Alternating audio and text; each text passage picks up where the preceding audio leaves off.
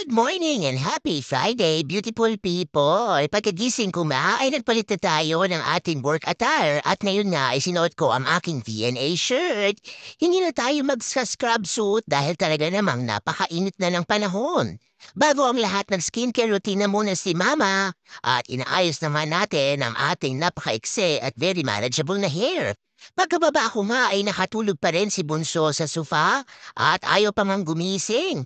In-update ko muna ang kalendaryo at ipinabrew na nga ako ni Daddy ng ating black coffee. Dahil weekend ngayon ay hindi natin kailangang magluto ng almusal ng ating mga anak. Pero pinagbaon ko pa rin si Daddy ng kanyang tanghalian na Lebanon bologna. Tingnan niya naman talaga ang ating dakilang tatay. Hinahati niyang nasa gitna ang buhok ng kanyang dalaga at yun naman ang buhok ni Bunso, kailangan nang suklayin yan. Nag-toast lang tayo ng 2 pirasong tinapay at pinilamanan natin yan ng cookie butter spread at ito na nga ang ating breakfast for today. Nakaupo si Mama sa mga oras na ito dahil panay pa nga ang ating kilos dito sa kusina. Pinag-prepare ko rin si Daddy ng kanyang babauning coffee at ayan na nga ang kanyang paborito, 3-in-1 Coffee Co Cappuccino. Si ate nga ay nag-aayos pa rin ng kanyang buhok para sa kanilang sports day. Lumabas muna tayo at binuksan natin ang ating computer habang tayo nga ay nag-aalmusal. Dahil pumasok na nga ang mainit na panahon ay ine-enjoy na natin ang ating outside activity. Dito talaga ako sa deck laging tumatambay kapag spring and summer nga. At eto na nga ang ating portulaca, ating coleus, at eto naman ang ating pink polka dot plant. Meron din tayong white polka dot plant at ayan na nga ang red and yellow celosia. Meron din tayong zinnia raspberry mix at yan na nga ang binigay sa akin ni Daddy na geranium from Sam's Club. Ang hanging plant naman natin ay red begonia at impatiens. Talaga namang ang lakas makapagbigay ng good vibes ng ating mga pananim. At ito na nga ang ating nilulook forward every day bago tayo pumasok at pagdating natin galing sa trabaho. Talagang hindi mapagkakaila na adulting is real at eto na nga ang nakakapagpasaya kay Mama. Ako mang naghatid sa aking mga anak at medyo na bad trip na si Mama dahil kami nga ay nagdebate ng aking panganay.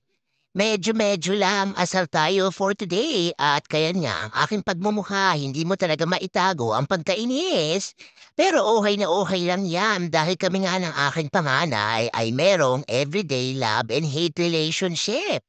Kaway-kaway dyan sa mga nanay na may teenager. Nakaka-relate ba kayo sa akin na minsan talaga ay hindi maiwasang mag-clash kayo ng iyong dalaga? Pagkatapos ko nga silang inihatid ay umuwi muna ako sandali sa bahay at sinubukan nga nating tapusin ang ating documentation from yesterday. At nag-drive na nga ako papunta sa aking first patient. Dalawa lang ang pasyente natin ngayon at medyo malayo nga sila sa isa't isa. Pumunta ulit tayo sa countryside at tingnan nyo naman ang ating travel. Medyo boring nga ang daan papunta kay patient number 2 at yan nga ay 40 minutes away kay patient number 1.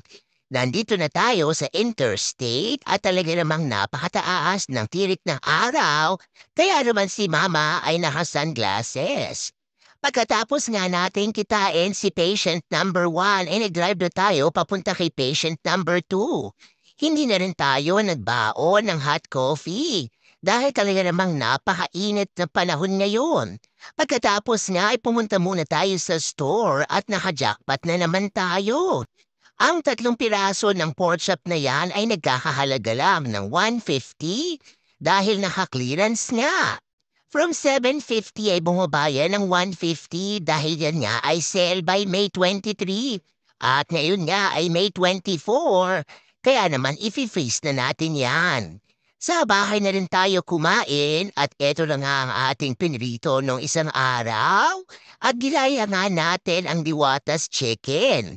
Wala naman tayong masyadong natirang ulam at mabuti na lang talaga ay itinabi natin ang mga tira-tira ng bata. Nilagyan ko rin yan ng chow-chow at dito na rin tayo sa deck kumain ng ating pananghalian. As always, multitasking is life. Habang kumakain niya ako, ay tinitingnan ko nga ang ating mga pasyente for next week at sinusubukan ko rin tapusin ang ating documentation ngayong araw.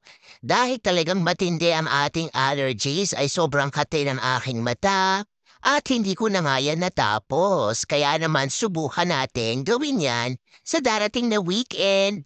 Dahil Memorial Day weekend nga ay meron tayong 3 days off at talaga namang susubukan nating maglinis ng buong bahay, lalong-lalo na nga ang ating upper and lower deck. Sarap na sarap pa rin si Mama sa kanyang pagkain at yan nga ang 2 piraso na manok na tira ng ating mga anak. Ako ulit ang sumundo sa mga bata at nag-drive na nga tayo papunta sa school. At ayan na nga ang mga bata, naglalaro sila dahil ngayon nga ay kanilang sports day. Habang tayo ay nag-aantay sa ating mga anak, ay binuksan ko na rin ang aking computer habang tayo ay kumakain ng Pringles. Panay pa rin ang inom natin ng tubig dahil talaga namang napakainit. 2:50 ng hapon nang lumabas si ate at kasunod naman niya si Bunso. 3:80 ng tanghali nang tayo ay makauwi at nag-shake na naman tayo ng mango dahil talaga namang napakainit at isa nga ito sa ating paboritong inumin. Binigyan ko rin si Daddy dahil siya nga ay nagtitiklop ng ating damitan habang nanonood ng TV. Pagparating nga natin sa bahay ay tumindig na nga tayo ulit sa kusina para magluto at mag-prepare ng ating hapunan. Nakapag-defrost nga ako kaninang umaga ng swai fillet at dahil Friday nga ngayon ay kakain tayo ng isda.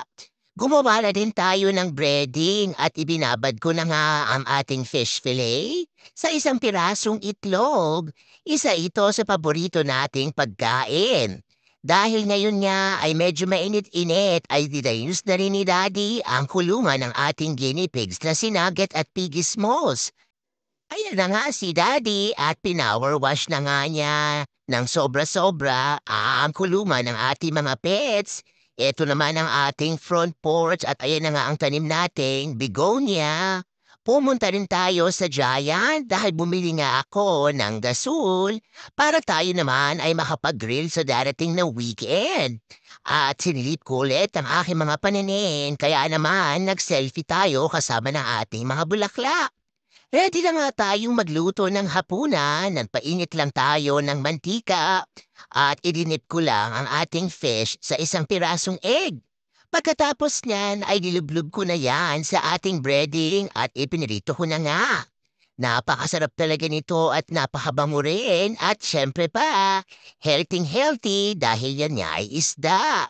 Dahil bihira lang tayong kumain ng fish ay siguraduhin natin na makakain ng bonggang-bongga ang ating mga anak para naman hindi sila puro baboy at baka. Comment down below kayo mga mamis kung ang mga anak niyo ba ay hipahirapan din pakainin ng isda at gulay. Yan nga ang aking struggle pero pinipilit natin pakainin ng healthy ang ating mga bagets. Habang tayo nga ay nagluluto ay for the hugas naman tayo ng pinagamitan dito sa kusina. Dahil hindi ko nga gusto ang masikip na sink ay hinugasan ko na nga ang mga malalaking items. At nagsahin na din tayo dahil naubos na nga ang ating bahaw. Luto na ang first batch ng ating swai at isinalang ko na nga ang pangalawang batch. Sa 4 na piraso na swai fillet ay nakagawa nga tayo ng almost 14 pieces na bite size. At talaga namang paborito natin ito. Binigyan tayo ni JJ ng pangmalakasang hugs and kisses at syempre pa tinikman na yan ni Mama. Pwede nang kumain ng ating pamilya ng hapunan at sabay-sabay tayong umupo dahil ngayon nga ay nag-decide si JJ na wag nang pumunta sa kanyang swim practice at talaga namang napagod daw siya. Yan lang muna for today's video. Remember, family time is the best time and every gising with your family is a blessing. Bye-bye!